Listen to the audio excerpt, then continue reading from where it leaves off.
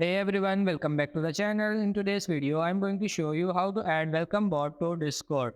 I'm going to show you how to do that here in my Discord server. Now what you're going to do is just click on this one right here, and then we are going to choose app directory, and then we are going to search for ProBot in here. Now go ahead and click this one here that has kind of like a stars. Go ahead and click that one and click add to server. So you are just going to go ahead and continue this one. Just follow the process.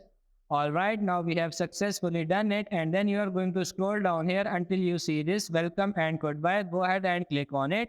You can just customize this message however you want. After enabling this one on here, it says send a message when a user joins the server. So you can customize this again. So in my case, I'm just going to let it be there.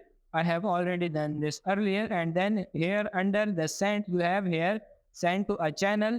So you have to make sure that you have chosen the right channel. Go ahead and click this one for example, and then we are going to go ahead and close this one. They are not really going to need it anymore. Now just send it to anyone, and whenever someone joins, it will get a welcome message. So that's pretty much it for this video. I hope this video was helpful. If it is, like it and subscribe to the channel. Thank you.